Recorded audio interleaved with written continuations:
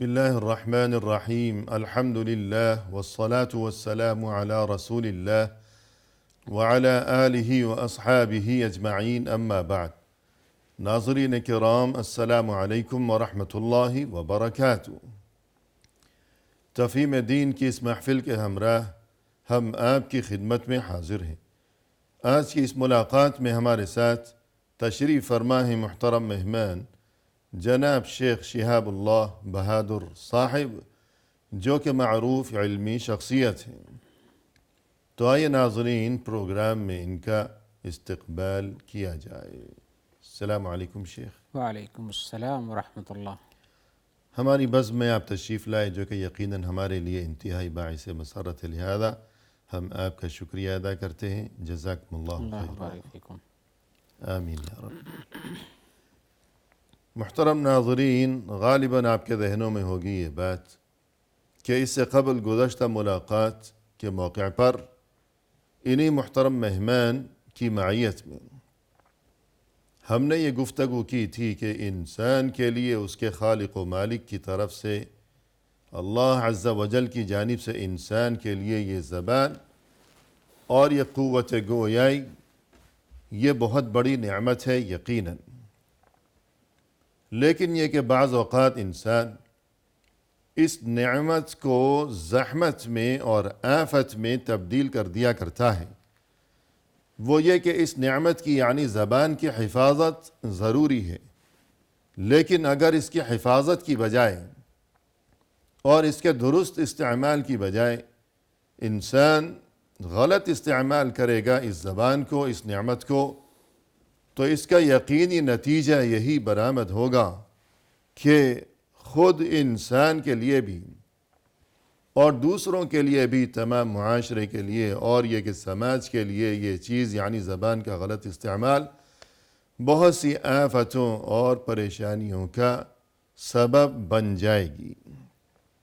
تو آئیے آج کی اس ملاقات میں اسی سلسلے میں مزید رہنمائی حاصل کی جائے اپنے محترم مہمان کی زبانی۔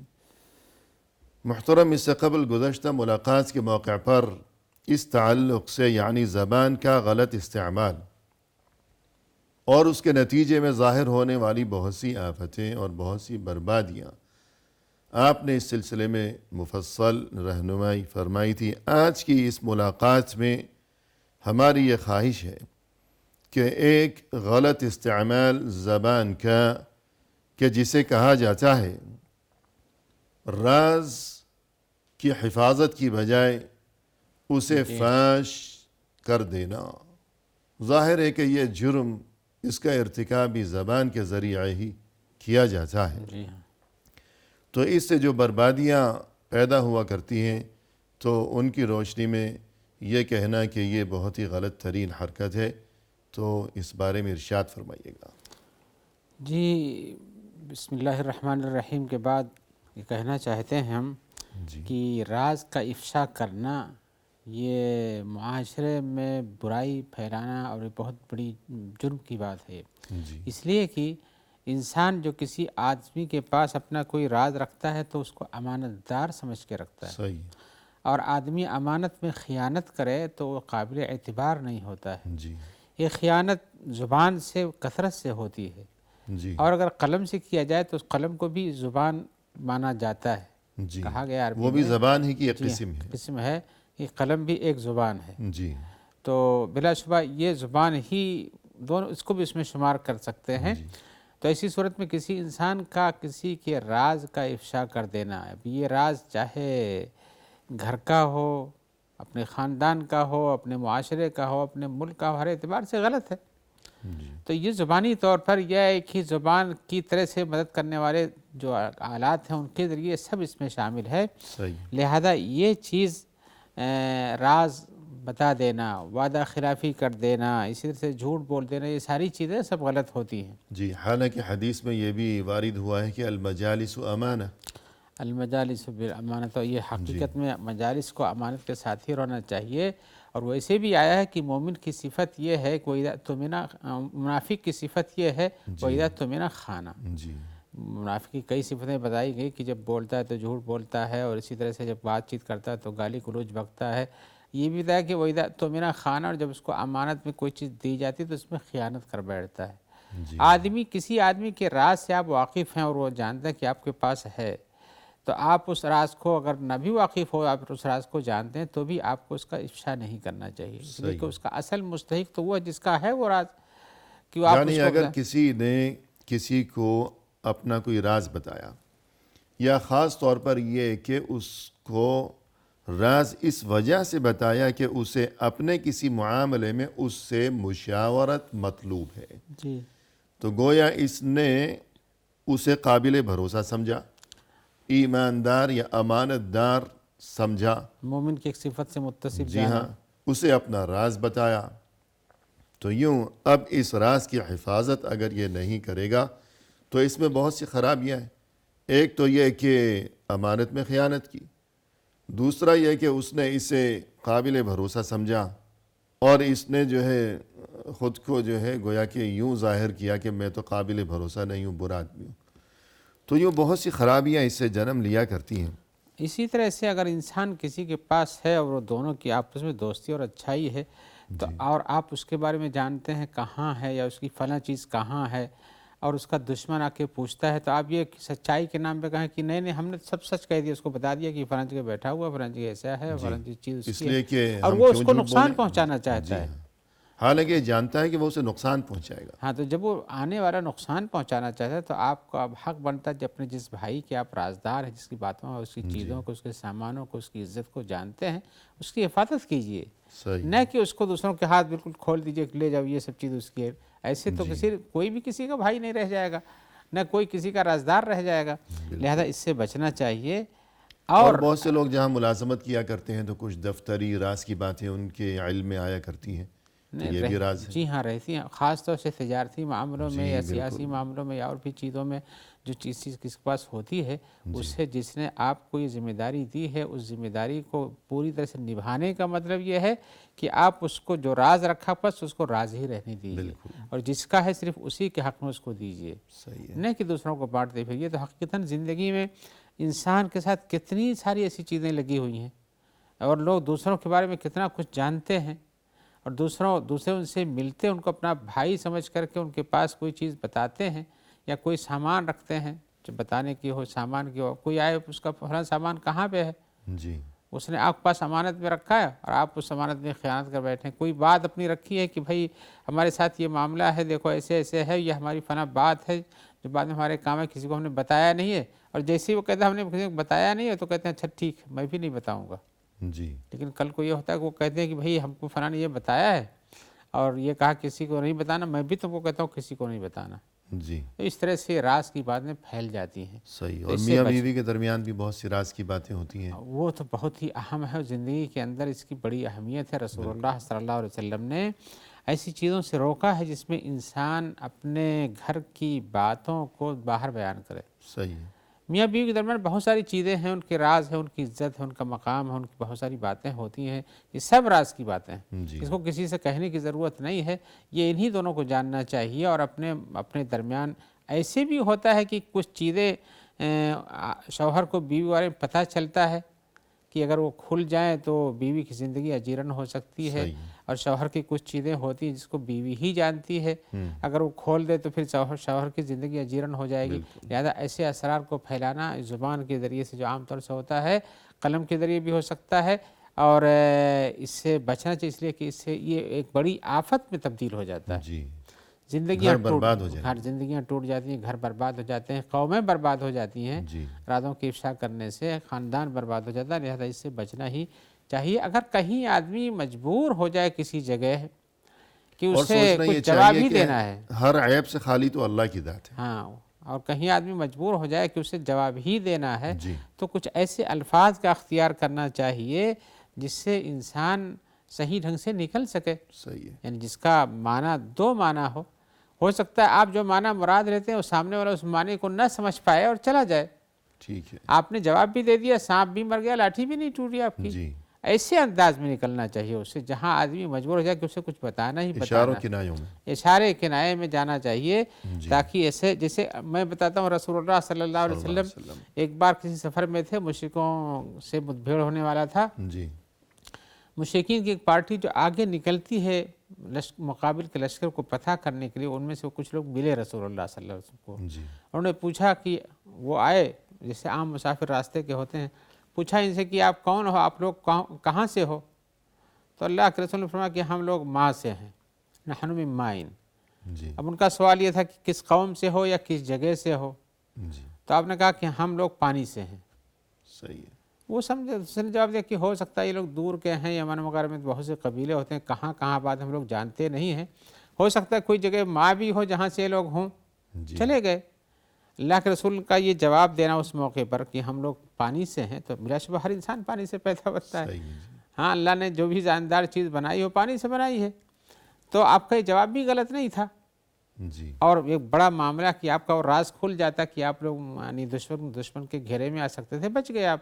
جی تو اس طرح سے آیا ہوا ہے. ایسے ہی حدیث میں آیا ہوا اس طرح سے انسان کو اپنی بے عزتی دور کرنے کے لیے کچھ ایسے طریقے اختیار کر سکتے ہیں. جیسے حدیث میں آیا ہوا کہ جب تم میں سے کسی آدمی کو نماز میں وضو ٹوٹ جائے تو اپنی ناک یوں پکڑ کے نکل جائے.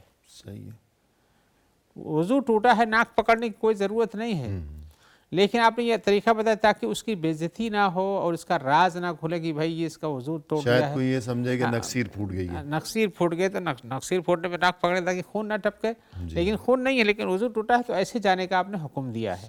اس سے پتہ چلتا ہے کہ انسان کو اپنے آپ کو بھی ایسی جگہوں سے بچانا چاہیے جس سے تمسخر ہو جائے یا کسی طرح سے اس کا راز کھل جائے، اور خود کہیں جواب دینے میں بھی ایسی چیزوں سے بچنا چاہیے جس سے انسان کو مشکلات پیش آتی ہوں، یا کسی اور کے راز کو کھول دینے سے اس کو مشکلات پیش آتی ہوں. الغرض بہت سے لوگ ہوتے ہیں کہ جو راز کی حفاظت نہیں کر سکتے، اور یہ کہ ہلکے مزاج کے ہوتے ہیں کہ کوئی راز ان کے پاس ٹکتا نہیں ہے. یہ تو یوں اس سے بڑی خرابیاں، معاشرتی خرابیاں، خاندانوں کی بربادیاں، اور یہ کہ رشتوں میں دراڑیں پڑنے لگتی ہیں، اور خود اس آدمی کی عزت گھٹ جاتی ہے. اس کی بھی عزت گھٹ جاتی ہے. آئندہ اسے کوئی راز کی بات اب نہیں بار بتائے اس کے بارے میں کہتے بھائی اس کو کچھ بتانا نہیں، یہ تو بالکل گا، فتنہ کر دے گا. ہاں فتنہ کر دے گا، کھلا ہوا ہے، جی کسی کو بھی اس کے پیٹ میں کوئی بات چھپتی نہیں ہے، جی ٹکتی نہیں. صحیح ہے.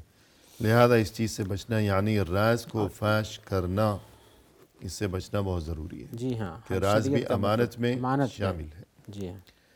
اسی طرح ایک اہم ترین چیز کہ جس کا نام ہے غیبت، اور جس کی بڑی تباہ کاریاں ہیں، اس بارے میں ارشاد فرمائیے گا.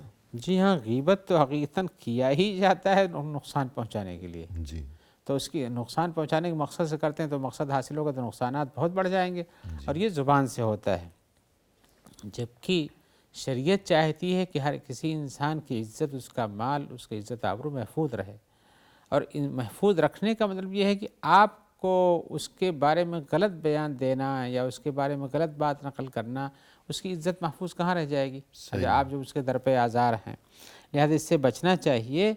اور بلکہ حدیث میں آیا، صراحتاً آیا، یا معاشر من آمن بلسانہ ولم يدخل ایمان قلبہ، اے وہ لوگ جو کہ اپنی زبانوں سے ایمان لائے ہو اور بھی ایمان دل میں داخل نہیں ہوا ہے. جی یعنی ایمان پختہ ہو جائے گا تو ان چیزوں سے بچو گے. آپ نے کہا لا تغتابوا المسلمین، مسلمانوں کی غیبت نہ کرو، ولا تتبعوا عوراتہم، اور نہ ان کے عزت آبرو کے پیچھے دوڑو، ان کو یعنی ان کا پردہ فاش کرنے کے لیے. فإنہ من تتبع عورت اخیہ تتبع اللہ عورتہ. آپ نے بتایا کہ نقصان کیا ہے کہ اگر کوئی آدمی اپنے بھائی کی چھپی ہوئی باتوں کو، چھپی ہوئی چیزوں کو اس کے ٹوہ میں لگ جاتا ہے، اس کی تلاش میں رہتا ہے کہ پتہ کر لے، اللہ تعالیٰ بھی اس کی چھپی ہوئی باتوں کی تلاش میں کر رہے ہوتے ہیں. یعنی مقابل کا جواب مقابل سے دیتے ہیں اللہ تعالیٰ. یفضحہ ولو فی جوف بیتہ، پھر اس کی بے عزتی ہو جاتی ہے چاہے وہ گھر کے اندر ہی رہتا ہو. جی تو وقفہ لیں گے فی الحال. جی ہاں. محترم ناظرین، فی الحال لیتے ہیں مختصر سا وقفہ، ہمارے ساتھ ہی رہیے گا.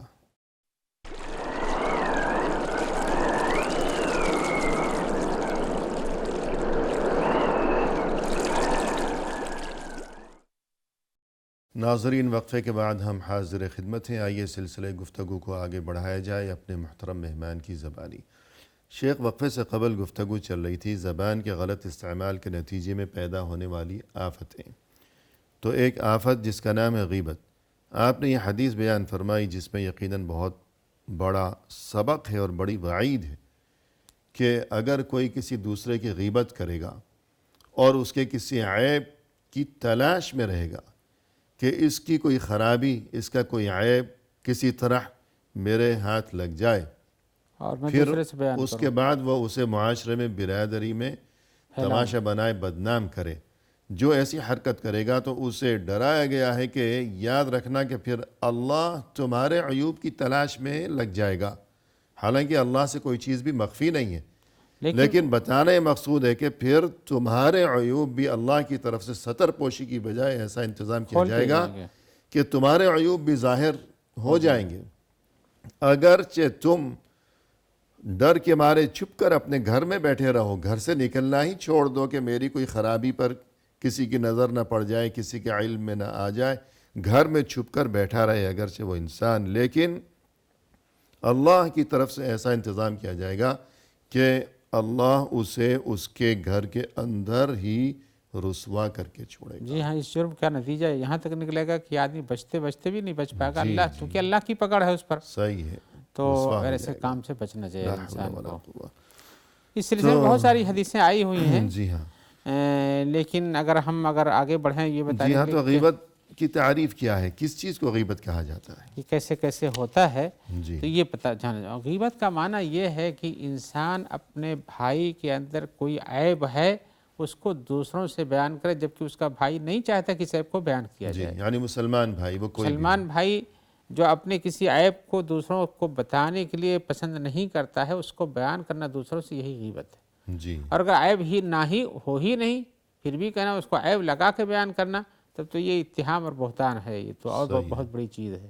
یعنی کسی میں واقعی کوئی نقص ہے، کوئی خرابی ہے، اس کے اخلاق میں یا مزاج میں یا کسی بھی طرح، کسی بھی شکل میں، یا اس کی تخلیق میں، جی اس ہاں، کی جسمانی اعتبار سے خلق کے لحاظ سے ہو یا خلق کے لحاظ سے ہو، بہرحال وہ چیز اس میں وہ عیب موجود ہے۔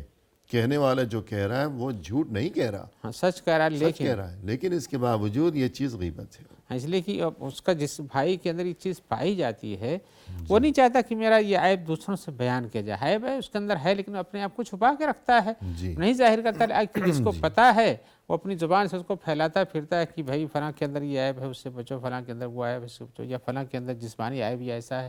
بہت ساری چیزیں، عیب کی بہت ساری چیزیں بتائی جاتی ہیں جو انسان کے اندر ہوتی ہیں، صحیح ہے، لیکن یہ بیان کرنا دوسروں سے، یہی غیبت ہے، کیونکہ اسے یہ بات پسند نہیں ہے نہیں ہے اس بھائی کہ کو۔ میرا یہ عیب یا اس بارے میں کوئی گفتگو کی جائے میری غیر موجودگی میں دوسروں کے سامنے۔ جی ہاں، تو اب یہ چیز ہے، اور جیسا کہ رسول اللہ صلی اللہ علیہ وسلم سے جب یہی سوال دریافت کیا گیا کہ غیبت کیا چیز ہے، تو آپ نے فرمایا کہ ذکرک اخاک بما یکرہ، کہ تم اپنے بھائی یعنی مسلمان بھائی کا تذکرہ ان الفاظ میں یا ایسے انداز میں کرو کہ جو اسے ناپسند ہو، اگرچہ وہ چیز واقعی اس میں موجود ہو۔ اب یہ ذکر جو ہے اپنے بھائی کا ایسے اندر جو اس کو ناپسند ہو، کسی بھی چیز میں ہو سکتا ہے، اس کی زبان میں، اس کے جسم میں، یا اس کے کپڑے وپڑے میں، یا اس کے پیدائشی سلسلے میں، یا کہ اس کی اخلاق و عادات کے بارے میں،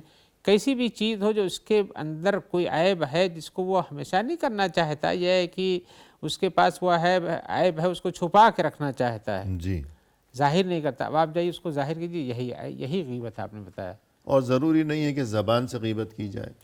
جی ہاں، غیبت کرنے کے جیسے ہمیں کہتے ہیں کہ بہت سی چیزیں زبان کے مسائل جس میں ہوتی ہیں، جو زبان سے آپ کہتے ہیں، اور چاہیں تو اس کو کسی اور انداز سے بھی کہہ سکتے ہیں، یا جسمانی حرکات و برکات کے ہاتھ ذریعے پاؤں کے اشارے سے، کر سکتے آنکھ ہیں، کے اشارے سے، یہ سب حمز اور لمز، یا قلم کے ذریعے، ہاں جی، یا کی بورڈ کے ذریعے، کچھ بھی ہو تو یہ سب چیز اس میں داخل ہے۔ ایسی چیز اس کے بارے میں بتانا، صحیح، کسی بھی انداز سے بتانا، کسی بھی راستے سے بتانا جو اس بھائی کو ناپسند ہوتی کہ ہمارے یہ عیب کو کیوں کھولا جاتا ہے۔ اگر کسی کے سامنے غیبت کی جا رہی ہو کسی کی، تو کیا کیا جانا چاہیے؟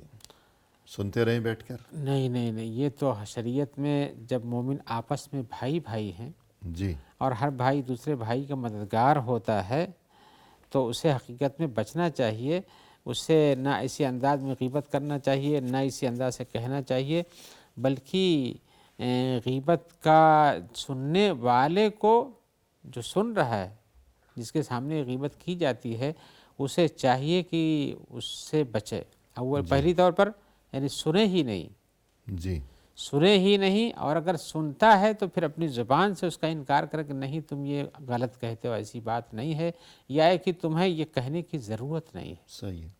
تمہیں کیوں کہے کہ بھئی شاید معاملہ کچھ اور ہوگا، ہاں آپ نے غلط غلط فہمی ہو محسوس گئی. کیا، غلط سمجھا ہے، اس طرح جی سے. اور اگر واقعی ایسا ہے بھی تو چلو چھوڑو بھئی اللہ کے حوالے. ایک راستہ اور بھی ہے کہ آدمی کہنے والا بہت ہی دبنگ ہے، صحیح ہے. صاحب وہ کہہ رہا ہے اور وہ اعلان کرتا ہے اور آپ اس کو کچھ کر نہیں سکتے، زبان سے بھی نہیں بول سکتے، تو کم از کم دل میں بھی برا جاننا چاہیے جی کہ اس کا یہ کام غلط ہے اور یہ نہ اچھے یہ کہ انداز اس سے کی ہاں پیش میں ہے. ہاں ملائی جائے، ہاں اور یہ کہ بڑا چڑھا کر خود بھی بولنا شروع کر دیں. جی ہاں ایک تو راستہ اگر اور بھی وہ کوئی ہوتا ہے. بڑا آدمی ہے اور ہم اس کے سامنے کچھ کہہ نہیں سکتے اس بارے میں، تو کم دل از سے تو کم یہ برا کہ دل جانتے ہیں. میں ہم یہ سوچیں کہ بھئی یہ اچھا نہیں ہو رہا، یہ کہ اور مجلس یہ کہ قائم اللہ ہے. ہمیں معاف کرے. جی ہاں مجلس قائم ہے، لوگ باتیں کر رہے ہیں، تو یہ باتوں کو گھما سکتا ہے، صحیح ہے. کسی اور بات میں، کسی اور مضمون میں لوگوں کو لا سکتا ہے کہ بھئی اچھا فلاں چیز کے بارے میں کیا تم لوگوں کی رائے ہے، موضوع تبدیل کر دیں. موضوع تبدیل کر سکتا ہے. یہ بھی روکنے کا ایک ذریعہ ہے. اور ایک حدیث بھی ہے کہ من اذل جی عنده ہے، مؤمن، اس بارے میں یہ فرمائیے. حدیث ہے اور یہ حدیث احمد اور طبرانی میں ہے، لیکن اس کی سند ضعیف ہے اپنے لحیہ ایک راوی کی وجہ سے، لیکن حدیث چونکہ اخلاقیات میں ہے، قابل استعمال اور عمل ہے. صحیح. کہ یہ حدیث من اذل عنده مؤمن وهو يقدر ان ينصره اذله الله عز وجل على رؤوس الخلائق. اس حدیث کے اندر بیان کیا گیا ہے کہ جو آدمی جس کے سامنے کسی دوسرے مومن بھائی کی ذلت کرائی جاتی ہے، ذلیل کیا جاتا ہے، اور یہ اس کی مدد کر سکتا ہے، اس کی ذلت کو وہاں رکوا سکتا ہے، کرنے والوں کو منع کر سکتا ہے اور اس کی مدد کسی طرح سے کر سکتا ہے، تو اس کو کرنا چاہیے. اگر نہیں کرتا ہے تو عقاب کیا ہے؟ عقاب بہت شدید ہے. اللہ رسول نے بتایا اذل اللہ عز رؤوس الخلائق، جیسے اس کی عزت دوسروں کے سامنے لوٹی جاتی ہے اور آپ روک سکتے ہو اور نہیں روکتے ہو، تو تمہاری عزت کا یہ حال ہو کہ اللہ تعالیٰ تم کو بھی لوگوں کے سامنے، جمہور کے سامنے، تم کو عوام کے سامنے، تم کو سب کے سامنے تم کو بے عزت کرا دے گا، ذلیل کرا دے گا. تو جب یہ اتنا نازک معاملہ ہے تو اگر ہم آپ سے یہ جاننا چاہیں کہ اہل علم نے کچھ ایسی چیزوں کا تذکرہ کیا ہے جو کہ عام طور پر غیبت کا سبب بنا کرتی ہیں، وہ جی کیا یہ چیزیں بیماری ہیں آتی ہے، اس کے تاکہ کچھ ہم باخبر رہیں؟ ہاں یہ بیماری آتی ہے کچھ اسباب کی بنیاد پر. یوں ہی کسی کو، لوگوں کے دلوں کے اندر بہت سے مقاصد ہوتے ہیں دوسروں کے بارے میں بیان کرنے کے. دوسروں کے بارے میں کوئی بات کہتے ہیں، جانتے ہیں مومن بھائی اس کی بے عزتی نہیں کرنا چاہیے، اس کا عیب نہیں بیان کرنا چاہیے، اس کی نصرت کرنی چاہیے، اس کے باوجود بھی کرتے ہیں. تو اس کے کچھ اسباب ہوتے ہیں. آئیے آپ جو پوچھ رہے ہیں ان کے اسباب کو بیان کرنا چاہتے ہیں. ان میں سے یہ ہے کہ آدمی کسی کے اوپر ناراض ہے، غیظ و غضب میں اس کے بارے میں ہے، تو اب کچھ غیظ و غضب کے بعد اس سے کچھ انتقام نہیں لے پاتا ہے تو زبان ہی سے اس کی برائیاں بیان کرتا ہے، سامنے کچھ کہہ نہیں سکتا. ہاں یا کبھی کبھی جب بھی غیظ و غضب کا دورہ پڑتا ہے تو اس کی زبان سے اس قسم کی باتیں کسی بھائی کے بارے میں اس کے عیبوں کو بیان کر لیکن نکلتی رہتی ہیں. ایک سبب یہ ہوتا ہے. صحیح ہے. دوسرا یہ ہے کہ آپس میں جو رفقائے کار ہوتے ہیں، ساتھ میں کام کرنے والے، ایک ہی زمانے کے دو آدمی ہوں، چار آدمی ساتھی ہوں، یا زمانے کے دو بڑے آدمی ہوں، یا کسی بھی چیز میں آپس میں کا اپنا کلاس فیلو ہوں، ان میں بھی ہوتا ہے، یا کہ زمانے میں یا ساتھ میں کام کرنے والے ہوں، یا ساتھ میں کچھ بھی کرنے والے ہوں جس کا ساتھ ہوتا ہے. یہ ان کا جانتے ہیں، وہ ان کا جانتے ہیں. ایسی صورت میں یہاں بھی اپنے آپ کو کبھی اونچا دکھانے کے لیے، کبھی اس کا مذاق اڑانے کے لیے، کبھی ایسے ہی ہنسی اور دل لگی لینے کے لیے بھی کچھ لوگ ایسی چیزیں اس کے بارے میں بیان کرتے ہیں جو اپنے بھائی کے بارے میں اس کی غیر موجودگی میں، تاکہ دوسرے لوگ اس سے نفرت کرنے لگیں. صحیح ہے. اور اسی طرح سے اپنی شان اونچی بنانے کے لیے، اپنی شان اونچی کرنے کے لیے، دوسرے کو کمتر ثابت کرنے کے نیچا لیے، دکھانا چاہتے ہیں کہ دفتر میں ساتھ بیٹھے ہوئے 3 یا 4 ساتھی، ایک اٹھ کر گیا تو اب انہی میں سے کسی نے اب اس کے خلاف بولنا شروع کر دیا. اور ساتھی جو بیٹھے ہوتے ہیں ساتھ بولنا شروع کرتے ہیں، ساتھی جو ہوتے ہیں وہ بھی اس کی ہاں میں ہاں ملانے لگتے ہیں. جی یہ ایک مستقل سبب یہ بھی ہو گیا. جی ہاں یا تو ایک سبب یہ کہ اپنی شان اونچی کرنے کے لیے، خود کو اعلیٰ و برتر ثابت کرنے کے لیے، اور دوسرے کو کمتر ثابت کرنا مقصود ہے. یا ایک مستقل سبب یہ بھی ہو سکتا ہے کہ آپس میں بیٹھے ہوئے ایک نے کسی دوسرے کی غیبت شروع کی، اور ساتھ دینے کے لیے انہوں اب نے بھی شروع یہ کر دیا. اس کی دلجوئی کے لیے کہ کل یہ دفتر کا ساتھی ہے تو کل میرے کسی کام آئے گا، چلو ہم بھی اس کا ساتھی تو اس کی اب ہاں میں ہاں ملاتے چلے جا رہے ہیں، یہ اور بھی ایک پھر سبب خود ہوتا ہے. بھی کچھ بولنا شروع ہو گئے. تو بعض اوقات جسے مجاملہ کہا جاتا ہے تو یہ بھی سبب ہوا کرتا ہے کہ یہ ساتھی جو ہے اس کے خلاف بول رہا ہے تو میں بھی بولوں تو یہ خوش ہو جائے گا کہ اس نے میرا ساتھ دیا. اور کبھی آدمی کی اپنی ذاتی طلب اور تڑپ ہوتی ہے جی کہ میں اس کے مقابلے میں چھوڑا کیوں رہوں، تو ایسا کچھ کروں، اس کی ایسی کچھ بے عزتی کروں، اس کے کچھ ایسے عیوب بیان کروں، ایسے جملے اس کے بارے میں استعمال کروں جس کی تضحیق کے ہوں، اس کی برائی کے ہوں، تاکہ میری شان اونچی ہو جائے. صحیح ہے. کہتے ہیں فلاں جاہل ہے، وہ کیا سمجھتا ہے، یہ ہے کہ اسے کیا پتہ ہے، ارے اس کے پاس تو یہ ہے ہی نہیں، اس کے پاس وہ نہیں ہے، ایسی بہت ساری اس کی کمیاں بیان کرنا شروع کر دیتے ہیں. جی یعنی کسی محفل میں کسی نے کسی کی تعریف میں کچھ کہا، کوئی خوبی بیان کی، اب اس کو یہ بات ہضم نہیں ہوئی کہ میں حسد ہونے لگا. حسد بھی ایک سبب ہوتا ہے. حسد کی بنیاد پر وہی کہ بھئی میں مجھ سے وہ بڑا کیوں، صحیح ہے. یا میرے برابر اس نے کیوں، سوچا کہ چلتے برابر بھی چلتے نہیں رہے یہاں سب اس کی تعریفیں کر رہے ہیں تو میں کوئی ایسا شوشہ چھوڑ جاؤں. جس سے اس کی عزت گھٹے. جی ہاں، تو ایک سبب یہ بھی ہوا کرتا ہوتا ہے.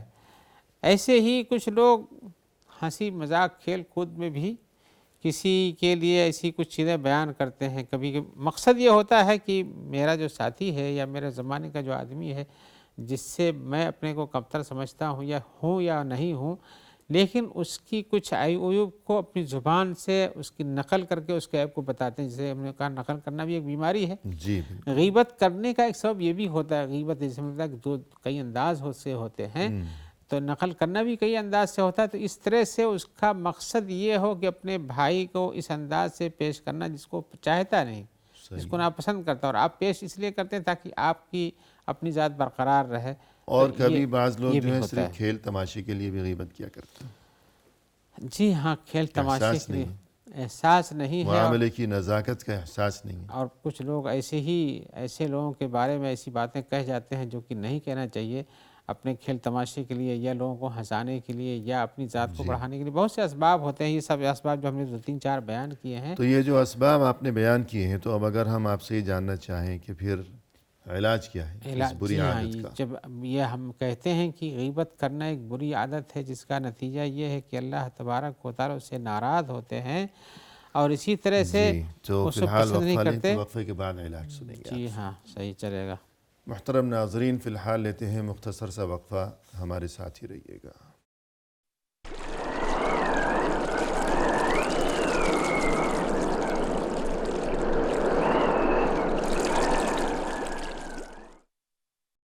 محترم ناظرین، وقفے کے بعد ہم حاضر خدمت ہیں. آئیے سلسلہ گفتگو کو پایہ تکمیل تک پہنچایا جائے اپنے محترم مہمان کی زبانی. شیخ، وقفے سے قبل گفتگو آپ نے یہ فرمائی کہ غیبت جو کہ بدترین خصلت ہے، جی، اور یہ کہ اس کے بہت سے اسباب ہوا کرتے ہیں جو انسان کو غیبت پر برانگیختہ کیا کرتے ہیں.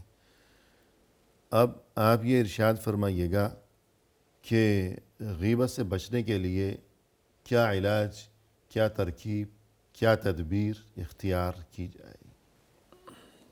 صحیح بات یہ ہے کہ انسان جب غیبت کرتا ہے تو کسی کی عیب جوئی کرتا ہے اس میں. جی، لیکن انسان کو اس عیب جوئی کرنے سے پہلے خود تو سوچنا چاہیے کہ کیا میں عیب سے مبرہ ہوں. صحیح. عیب سے مبرہ ہوں. پھر دوسرے کی جس کا عیب بیان کر رہا ہے وہ اس کو پسند نہیں کرتا تو میں بھی نہیں پسند کرتا ہوں. جی، تو جو چیز اپنے لیے پسند نہیں کرتا ہے دوسرے کے لیے بھی نہیں پسند کرنا چاہیے. تو اس سے بچنا چاہیے. تو اگر یہ سوچتا ہے انسان، اس انداز سے اپنے آپ کو نصیحت میں ڈالنا چاہتا ہے، تو یہ بہت اچھا علاج ہے اس کا. یعنی بجائے اس کے کہ اس کو کوئی ٹوکے تم غیبت نہیں کرو، روکو، اس کی بھی غیبت کرنا شروع کر دے. انسان کی فطرت بن جائے گی تو یہی کرے گا، روکنے والے کو بھی مورد الزام ٹھہرائے گا اور غیبت کرے گا. لیکن اسے سب کچھ سوچنے کے ساتھ یہ پہلے سوچنا چاہیے کہ یہ جو ہم کر رہے ہیں ہم خود بھی عیبدار ہیں، کوئی بھی انسان عیب سے بری نہیں ہوتا ہے. اور اسی طرح سے یہ بھی سوچنا چاہیے. یعنی یہ جو آپ نے گفتگو فرمائی اس کا مقصد یہ ہوا کہ ہمیں یہ تعلیم دی گئی ہے کہ ہم دوسروں کے عیوب کی تلاش میں رہنے کی بجائے اور انہیں بدنام کرنے کی بجائے اپنے عیوب کی اصلاح کریں. جی اور یہ کہ عیب سے خالی کوئی بھی نہیں ہوتا نہیں. جیسے کہ مثال مشہور ہے کہ من طلب اخا بلا عیب بقی بلا اخ. صحیح. اگر آپ اس تلاش میں لگ گئے کہ آپ کو کوئی ایسا بھائی یا ساتھی یا دوست مل سکے کہ جس میں کوئی بھی عیب نہ ہو تو آپ یقین کیجئے کہ زندگی بھر تنہا ہی رہ جائیں گے. کوئی بھائی اس لیے کہ سب ایسا کوئی بھی نہیں ہے ملے گا کہ نہیں. جس میں کچھ بھی کوئی بھی عیب نہ ہو. ہر عیب سے پاک اللہ کی ذات ہے. اور یہ کہ ہمیں خود اپنے عیوب کی اصلاح کرنی کی فکر چاہیے. کرنی چاہیے. وفیک عیوب وللناس اعین. خود ہمارے اندر بھی بہت سے عیب ہیں. دوسرے میں اگر ایک عیب ہے تو شاید ہم میں 10 عیوب ہوں. جی ہاں. خود ہمارے اندر بھی عیب ہیں اور لوگوں کی آنکھیں دیکھ بھی رہی ہیں. صحیح. لہذا اگر ہم کسی دوسرے کا عیب دیکھ کر اپنی زبان بند رکھیں گے تو لوگ بھی ہمارے عیوب کو دیکھ کر اپنی زبانیں بند رکھیں گے اور ہم سکون کے ساتھ دنیا میں جی سکیں گے. لیکن اگر ہم نے اپنی زبان کھولی، اس کو بھی اچھالا، اس کی عزت کو بھی خراب کیا تو پھر لوگوں کی زبانیں بھی چلیں گی. جی ہاں. پھر ہمارا کیا اسی بنے گا؟ طرح سے یہ بھی سوچنا چاہیے شیشے کے گھر میں جو رہتا ہو وہ دوسروں کے گھروں میں پتھر نہ پھینکا کرے. اسی سلسلے میں عربی کی مثل ہے من حفر حفرة لأخیہ کان حتفہ فیہ. جی تو جو دوسروں کی عیب جوئی کرتا ہے خود اس میں پڑ جاتا ہے کہ لوگ اس کی عیب جوئی کرنا شروع کر دیتے ہیں. بالکل جی. خود اگر خاموش رہے گا تو تو دوسرے دوسرے بھی خاموش رہیں گے، سبھی سکون سے جئیں گے. اچھا سوچو اچھا کرو. جی بالکل. یہ تو ایک طریقہ ہو گیا، ایک علاج ایک طریقہ یہ ہو کہ دوسرے کا عیب نظر آیا تو اسے بدنام کرنے کی بجائے ہم پردہ پوشی کریں، ستر پوشی کریں تاکہ اللہ ہماری ستر پوشی فرمائے. اور یہ کہ ہم اپنے عیوب کو ٹٹولیں، اپنے گریبان میں جھانکیں، اپنی اصلاح کی فکر کریں. ہم اپنے جواب دہ ہیں اللہ کے سامنے. اس کے جواب دہ ہم نہیں، وہ جانے اللہ جانے. ہر کوئی اپنی قبر میں جائے گا. اور اسی طرح سے یہ سوچنا چاہیے جی کہ اگر یہ عیب جس کو ہم بیان کریں اس کے اندر ہے تو بجائے اس کے کہ ہم اس کو بیان کریں، رب کا شکر ادا کریں کہ اللہ نے ہم کو اس عیب سے محفوظ رکھا ہے. بالکل. تو جب عیب سے محفوظ رکھتے ہوئے اللہ کا شکر ادا کرے گا تو دوسروں کی عیب جوئی کرنے سے بچے گا. صحیح. تو ایک علاج تو یہ ہو گیا کہ ہم اس کے عیب کی تلاش میں نہ رہیں، اپنی فکر کریں. اور دوسرا علاج یہ کہ ہم یہ سوچیں جی ہاں. کہ یہ ٹوٹی پھوٹی نیکیاں ہماری کہاں چلی جائیں گی.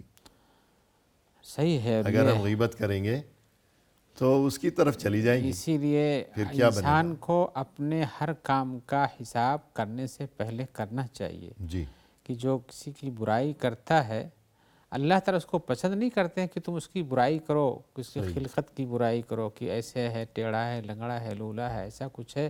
یہ ہے کہ اس کی اخلاق عادات خراب ہیں، اس اصلاح کی کوشش کرو. صحیح ہے. اس کو برائی پھیلا کر کے مزید اس کا شر اور بڑھاؤ نہیں. یعنی اس کا خلاصہ یہ کہ ہمیں یہ تعلیم دی گئی ہے، یہ بتایا گیا ہے کہ جو کسی کی غیبت کرتا ہے تو اس کی نیکیاں اس کے نامہ اعمال میں منتقل کر دی جاتی ہیں. ہاں جیسے پھر کیا بنے گا؟ یہ گنہگار جیسے حاسد کا ہوتا ہے کہ حاسد اپنے حسد کی آگ میں پہلے جلتا ہے. صحیح. خود جلتا ہے. خود جلتا ہے. اور دوسرے محسود کو تو کیا نیکیاں جلائے گا؟ ملتی ہیں، وہ تو اس کے حسد کی بنیاد پر اس کے ثواب بڑھ جاتے ہیں. جی ہاں.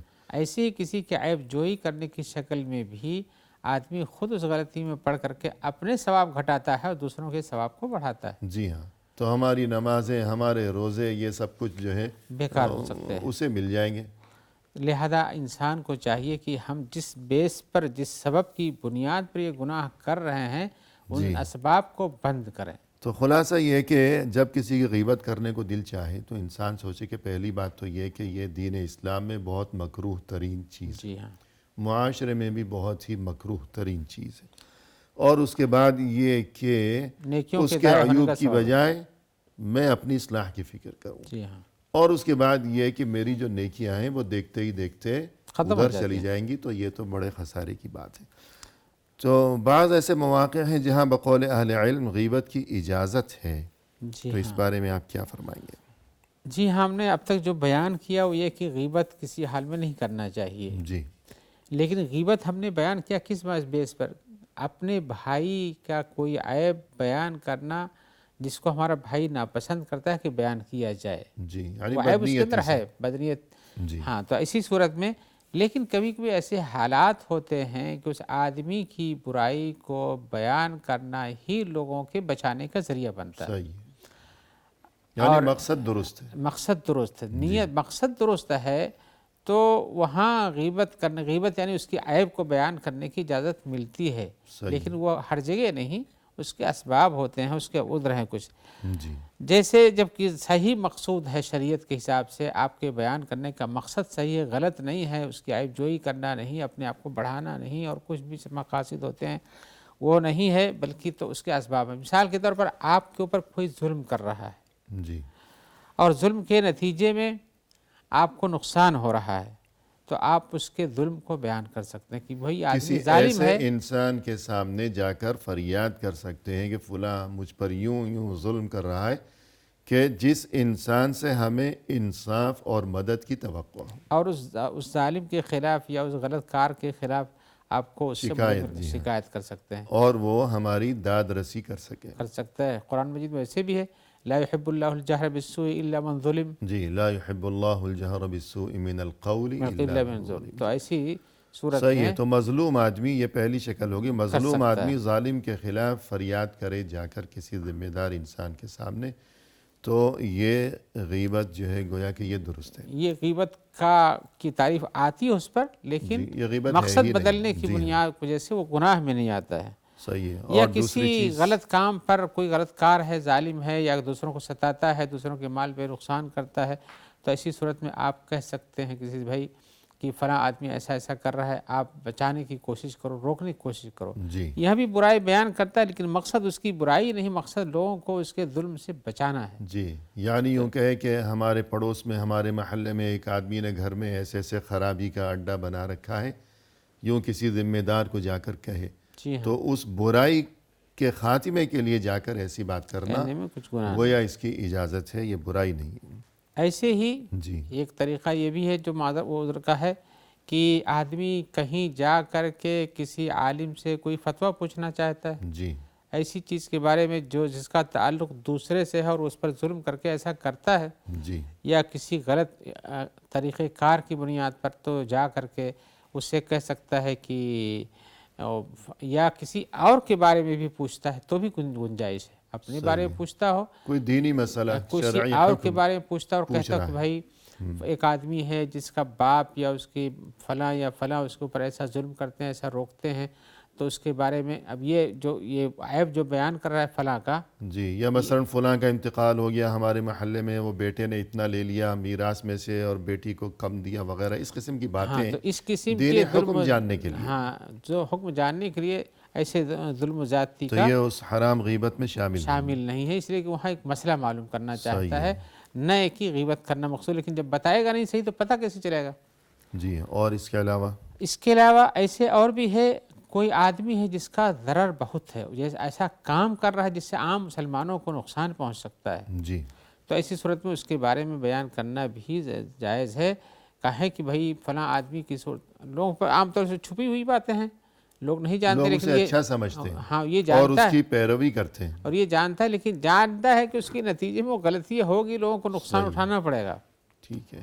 تو ایسے بھی وہاں اس کے بارے میں بیان کر سکتا ہے۔ مثلا کوئی دینی معاملات ہوں کہ اب کوئی انسان دوسروں کو گمراہی کے راستے پر چلانا چاہتا ہو دین کے نام پر، اب مثال کے طور پر جیسے اس میں کوئی آدمی معاشرے میں پتہ چلتا ہے کہ بہت عالم ہے، فاضل ہے، بزرگ دکھائی دیتا ہے، یا کہ مزارات کے جو سجادہ نشین ہیں وہ جی بہت مجاور ہیں، دیکھنے بہت اچھے جی نظر آتے ہیں، لیکن اس کو پتہ ہے کہ اندر سے وہ برے ہیں، صحیح ہے۔ تو لوگوں کو ہم بتا سکتے ہیں اخلاق و کردار برا جی ہے، ہاں، یا اگر اخلاق و کردار درست بھی ہو تو ان کا یہ عمل، یہ سوچ، یہ عقیدہ و ایمان، یہ تصور غلط ہے۔ غلط ہے، یا اسی طرح سے کوئی آدمی ہے نہیں صحیح مجاور، لیکن وہ اپنے لوگ اس کے پاس جاتے ہیں، اس کے اندر عقیدت رکھتے ہیں، لیکن وہ یعنی عملی طور پر غلط ہی یہ جانتا ہے، صحیح تو ہے. لوگوں کو بچانے کے لیے تو ایسا کہہ الغرض یہ سکتا ہے. چند ایسی شکلیں ہیں کہ جہاں غیبت کی اجازت ہے. اگر غیبت ہو گئی ہو تو کیا کیا جائے؟ بالکل مختصر ارشاد فرمائیے. جی ہاں، غیبت اگر ہو گئی ہو تو اسے چاہیے کہ یہ دو قسم کی غلطی کر رہا ہے. ایک تو یہ کہ اللہ کے حقوق میں اگر کوئی سی بات کر رہا ہے